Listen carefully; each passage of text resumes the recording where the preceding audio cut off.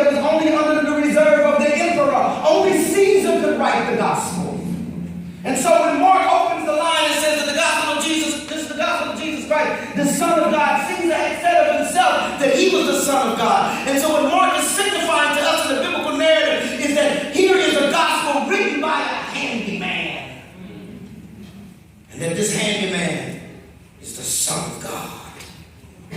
It's about everyday people coming to themselves and understanding the world in such a way. And then part of the Christian narrative is a narrative about is that a person born to an unimportant people in an unimportant part of the world, to a teenage single mother living under occupation, defeated the empire. That's what the cross is. That Christianity in and of itself is not simply about the redemption of the world in a broad abstract sense. It's about some peasant, a peasant articulated a vision of the world, and that the state crucified him and he rose again. And so when you understand that is the kind of understanding of who Jesus is, when you look to Ferguson, you see some young people standing in the street who've been slaughtered and killed day in and day out, every other day in America. Some black mother, some brown mother is laying down a wreath, is putting out candles, putting forth teddy bears for her children who have been murdered. And so every time black people resist against these various forms of oppression, it is a form of resurrection.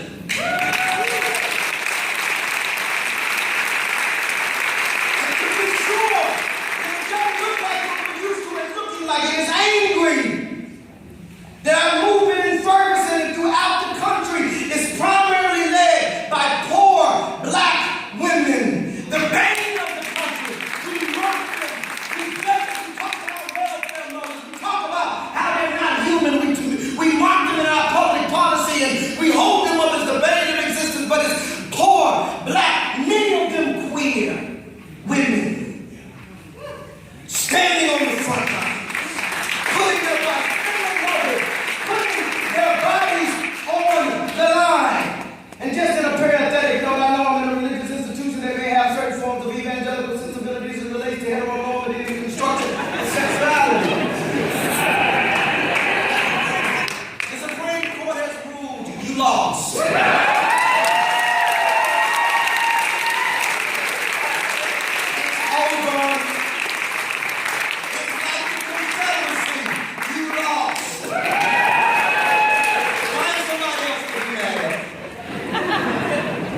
So the realities that we face in terms of a certain kind of construction of our understanding of who Jesus is requires us to wrestle differently. And so when we understand that we see the very face of God in some angry kids, Martin Luther King ain't coming back.